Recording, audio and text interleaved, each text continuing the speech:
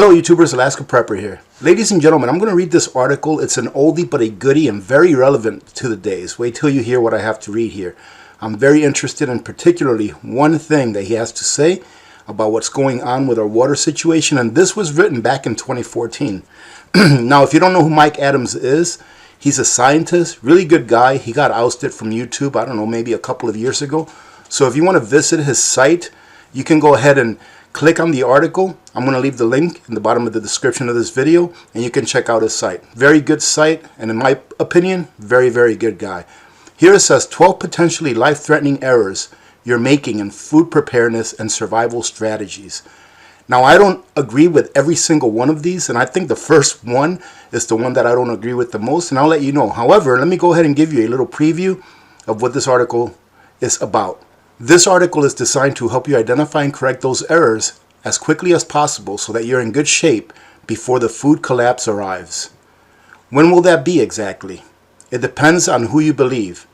Geologists say that the world's primary irrigation aquifers have maybe 20 to 30 years of water remaining. Now, ladies and gentlemen, this was back in 2014. And let me remind you, 20 years goes by in a flash.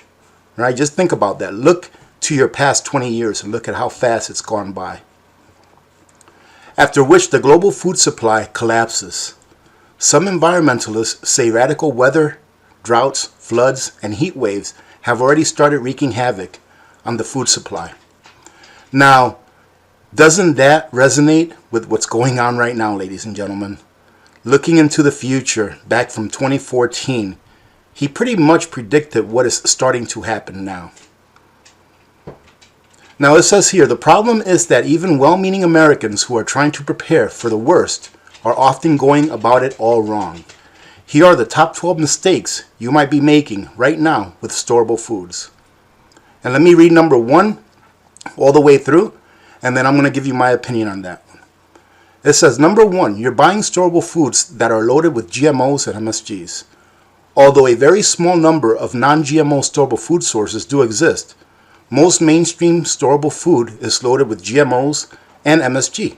Most of the popular brands of long-term storable food, if you dare to check the labels, contain hydrolyzed proteins or autolyzed proteins, almost all of which are derived from genetically modified soy or corn. At the same time, these prepper foods are typically loaded with yeast extract, a hidden form of MSG. There are going to be a massive number of preppers and survivalists who will be darn shocked one day to discover they've stored thousands of dollars worth of toxic foods, some of which was peddled to them under the false promise that it was all non-GMO. The mere act of storing food is useless unless you store the kind of foods that can truly support your health during times of extreme high stress. Although eating stored foods loaded with MSG and GMOs probably won't kill you outright, it will stress your health and nervous system, vastly reducing your alertness and stress adaptation abilities precisely when you need them the most. Now, ladies and gentlemen, everything he's saying here, I agree with. However, what I think we ought to keep in mind is this. How many people do you think can go out there and buy nothing but nutrient survival? I've heard it a lot. Nutrient survival foods, which is what I recommend, they are pretty pricey. They say that they're non-GMO and that they say that all their ingredients are natural and they're loaded with vitamins and minerals. That's great. But how many people can afford to store nothing but the best long storage foods that there is out there in the market? Probably not many. I've always stood by the fact, in my opinion, that in crises, calories are king. Now, if you can afford to go out there and buy the best foods that you can store for long term, that's great. That is great. I applaud you, and I think you ought to do that. However, not most people can. And during crises where food becomes unavailable and or overpriced, where you cannot get it because you don't have enough money, what you have is what you have. And I would rather people have a stored amount of food to get them through a rough patch or even a long-term crisis than to not have any at all or to not have enough because they cannot afford to pay so much for those foods. Number 2 says, you're likely miscalculating the number of meals you have stored. Most storable food companies fudge more than a little on the numbers of meals their kits provide. A large collection of buckets or boxes emblazoned with the claim 557 meals sounds a lot better than 335 meals, even if it's the same number of calories. That is 100% correct, ladies and gentlemen. I agree with it 100%. There are several food companies out there, and one in particular that really puts a lot of advertisement in YouTube that touts this is a 1 month supply of food, when in reality you're only getting about 1,000 calories per day. Now, no matter what food you end up with, you really do need to calculate how many calories you have, and then divide those calories by how many calories you're going to need per day or require per day going forward.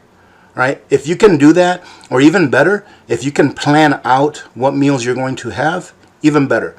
The way that I like to do it mostly is I like to store ingredients-based foods. For example, you see in my pantry, I have a lot of canned meats. In my long-term food storage, I have a lot of ingredients-based number 10 cans because I like to prepare my own meals. So what I do is I take the calories of everything that I have, I divide it by 4, and then I divide that number by about 2,500 calories per day. And that gives me the number of days of sustenance that I have for my family. He says here that another important consideration is to get realistic about your caloric needs. Most Americans are fairly large people who consume far more than the 1,500 to 2,000 calories a day, which is often considered the standard for survival planning. If you're living on 3,000 calories a day right now, but you've only stored enough foods based on 1,500 calories a day, then you're going to run out of food eventually, ladies and gentlemen, a lot faster than what you thought. All right, so that's a great point. Number 3 is one that I advocate for all the time. You hear me saying all the time. You are not rotating your stored foods by eating what you store. Ladies and gentlemen, buy what you eat and eat what you buy. Start off with that. Once you have a pantry full of things that you eat on a regular basis, that your body, that your system is used to eating on a regular basis, then go ahead and start concentrating on the long-term food storage. Pretty much the kind of food storage that you can get it and forget it. So whenever you see me put up a 5-gallon bucket of rice or a 5-gallon bucket of beans in Mylar bags with oxygen absorbers, I don't rotate those. I know that those foods will be good for 30, 35 years. So I put them away and I forget about them. If I ever need to break into them, I know that they'll be good to eat because I packaged them in the right way. Now, having said that, it is a good idea to visit your long-term food storage every once in a while, maybe once a month or once a quarter, right? And check the buckets. Make sure that they're still in good condition. Make sure that nothing's bulging out. If you remember a video that I did a while back where I stored some pancake mix about 2.5, 3 years ago, the bag ended up bulging out, and it actually ended up pushing up the lid from the bucket. Why? Because that pancake mix had leavening in it. And at that time, when I packaged that, I didn't understand that leavening over time will puff up. It ended up being good. I just repackaged it. I even used it and tried some, and it was good, no problem with it. But that's what happens when you check your food storage, your long-term food storage. Make sure that you check it every once in a while. That way you know that everything is still in good condition. Number 4 says you're not developing skills and experience in growing your own food. Very important, ladies and gentlemen. Something that I've been working on here for the last year. Actually, last year was the first year that I actually grew something myself. You know, that I planted some potatoes and a few little vegetables and they actually grew. It was very satisfying. And this year I'm doing it in mass. So if you didn't see one of my last videos where I showed you that I had filled up all of my grow bags for my potatoes, I ended up filling about 50 or so of them. And I'm going to end up using, or did end up using, most of those just for potatoes. So it's something that you have to work on. Don't wait until a crisis to start to learn how to garden. Let me read a little bit of what he says. Stored food sooner or later runs out. If you really want to survive an extended crisis, you'll eventually need to grow your own. This one right here, ladies and gentlemen, I think is very important and one that I myself am lacking in. You don't have a clean source of trace minerals to feed your plants. Conventional, popular foods are intentionally stripped of nearly all beneficial minerals in order to cause widespread disease. Well, that's his opinion, but it's one that I probably have to say I agree with. Why? Because the pharma industry is a huge industry. The medical industry is a huge industry where they would rather treat you than to cure you. But carrying on. The easiest way to restore your mineral balance is to grow your own sprouts in a water solution that you've spiked with clean liquid minerals. I use the Easy Sprouter system to sprout alpha seeds, spiking the water holding container with liquid minerals combined with dietary fulvic acid to keep the pH slightly acidic, which the sprouts love. What liquid minerals do I use, he says. I happen to operate ICP-MS instrumentation in the Natural News Forensics Lab, Food Lab. So I've had the luxury of testing all the popular mineral supplements sold on the market today. In my testing, the Liquid Light product from Sun Warrior, Colloidal Minerals from Now Foods, and Colloidal Life from Source Naturals all had 0 lead concentrations, 0 mercury, and near 0 cadmium. And these, ladies and gentlemen, down here are the results from him testing the Now Food products. Here is a very important one, number 6. You are not building relationship with your farmers and food producers. Ladies and gentlemen, same goes. Build relationships with people that you know that are doctors, that are nurses, that are law enforcement. These are relationships that in the future will pay off greatly. Not only do you make a new friend, but a friend that actually brings value to your life. This one's an interesting one right here. You're storing the wrong barter items that few people will trade for food. And he says, as a concrete example, I doubt many farmers are going to have much use for your gold coins in the middle of a food crisis. Absolutely. They probably have far greater need for varmint ammo, right? Which has been extremely difficult to come by since December of 2012. So think strategically about what farmers will need in a barter situation, not merely what you think holds value in a general economic sense. When Japan occupied Taiwan during World War II, the only thing that could get you a roof over your head was food or barter. Gold was considered absolutely worthless because processing gold was considered a crime punishable by death, so nobody wanted it. There you go, ladies and gentlemen. One of the things that I've said for a long time is that I do not stack gold and or silver for a crisis. It's something that I use to preserve my wealth to get to the other side of the crisis and then be able to start over again with some wealth. Number 8 is that people don't have a way to prepare the food that they acquired or to get clean water. Very important, ladies and gentlemen, and very easy to accomplish this task. Make sure that you have an alternate way to heat food, to cook food, and make sure that no matter how much water you have stored away, whether you have a rain catchment system, whether you have 2,500 gallons of water stored away, or even 10,000, make sure that you have at least 1 or 2 good sets of quality water filters. That way, if something happens and your water is not on demand like we're used to it being now, that you can at least filter that water and make it potable for drinking and eating. Very important one, number 9. You don't have any practical way to defend your food or hide it. Ladies and gentlemen, people ask me once in a while, aren't you afraid of showing your food on videos? I'm not afraid of it because I have alternate caches, all right? I just don't talk about it, and I won't talk about it now. However, where you are really matters in the grand scheme of things. Do you live in a location where people are going to find you easily? Do you live in a location where people are going to flood to during crisis? All right, that's another thing.